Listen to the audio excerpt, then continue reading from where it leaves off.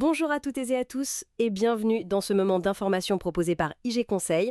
Aujourd'hui, on plonge dans un sujet important pour les services paie et RH, la DSN de substitution. C'est un nouveau mécanisme et il entrera pleinement en vidéo à partir de 2026. Alors la DSN, on s'en souvient, la déclaration sociale nominative, ça a quand même simplifié pas mal de choses depuis 2017. C'est vrai, mais les chiffres, ils montrent une réalité un peu tenace. 82% des entreprises de plus de 250 salariés ont encore au moins une anomalie.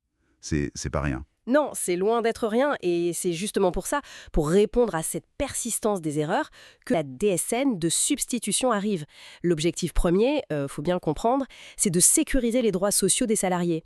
Je pense notamment aux droits à la retraite, qui dépendent vraiment de l'exactitude des données qu'on transmet. D'accord. Alors, très concrètement, cette DSN de substitution, si on devait la définir simplement, si une anomalie est signalée et que l'entreprise ne corrige pas ou ne conteste pas, c'est l'URSSAF ou la MSA qui prend la main, c'est ça?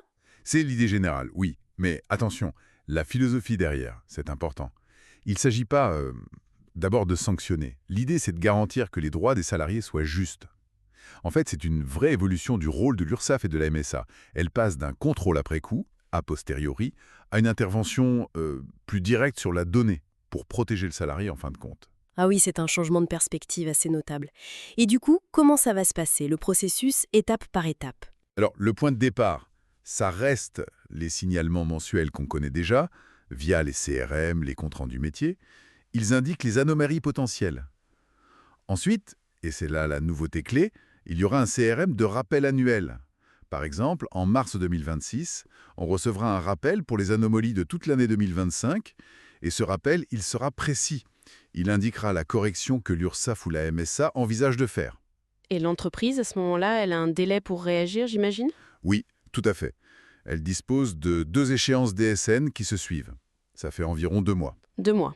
D'accord. 2 mois pour apporter elle-même la correction, ou alors pour contester formellement.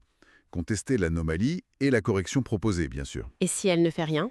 Si l'entreprise reste inactive pendant ce délai, c'est là que l'URSSAF ou la MSA émettra la DSN de substitution. Et l'entreprise sera informée via un dernier CRM, un CRM spécifique qui dira « voilà, la substitution a été faite Ce calendrier, il est donc absolument crucial à avoir en tête. ». Essentiel. Et attention, il y a une subtilité pour les années à venir. 2025, c'est une année charnière. Une sorte de phase de préparation, si vous voulez. Les CRM de rappel annuel pour les anomalies de 2024, ils arriveront bien au printemps 2025, mais, et c'est le point important, sans déclencher de substitution automatique. Ah, d'accord. C'est vraiment le moment pour apprendre, pour tester ces procédures internes, pour s'habituer au système. La seule exception, ce sera une substitution des idées suite à un contrôle externe, sur pièce ou sur place. Mais c'est un cas particulier. Donc 2025, on s'entraîne en quelque sorte. C'est ça. Et c'est en 2026 que ça se généralise vraiment.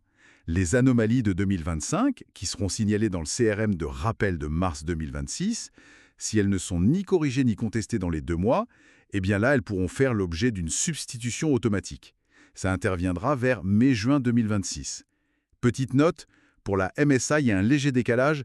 Leurs CRM de rappel commenceront en 2026 pour les données 2025. Compris. 2025 pour se roder, 2026 pour la vraie mise en œuvre. Et quelles sont les erreurs qui sont visées spécifiquement? J'imagine que toutes les anomalies ne déclenchent pas ça. Non, effectivement. Le système se concentre sur les anomalies qui ont un impact direct, un impact avéré sur les droits des salariés.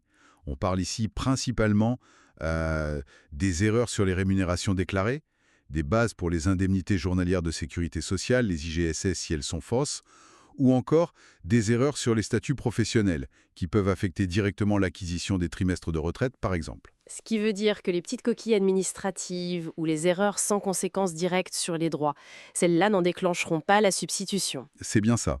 L'idée, c'est vraiment de cibler ce qui peut léser le salarié, dans ses prestations sociales immédiates ou pour sa retraite future. D'accord.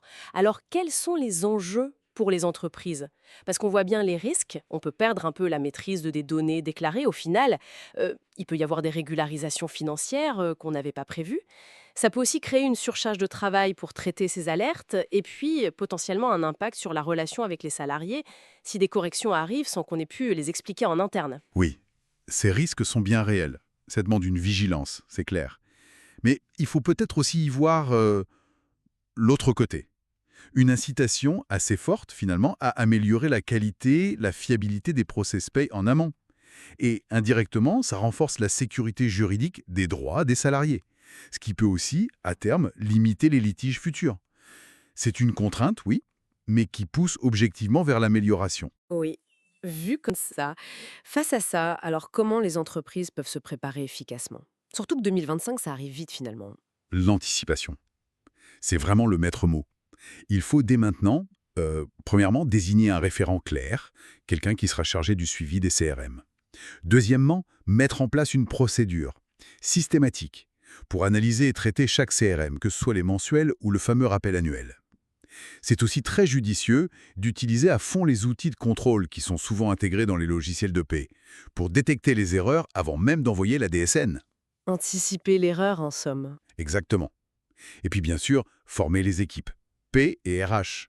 Il faut qu'elles sachent lire ces CRM, comprendre ce qu'ils veulent dire et connaître la procédure pour contester si c'est justifié, avec des arguments solides.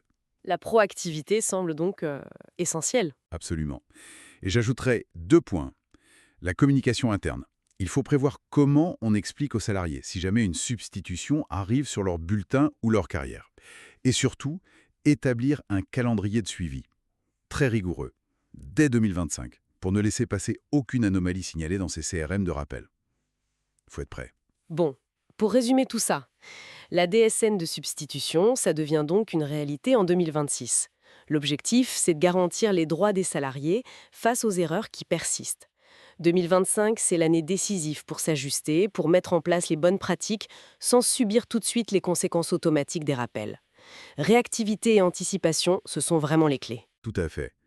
Et peut-être pour ouvrir un peu la réflexion, cette automatisation qui est plutôt bienvenue pour la protection sociale, elle pose quand même une question intéressante. C'est celle de l'équilibre entre la responsabilité première de l'entreprise qui déclare et cette intervention accrue des organismes.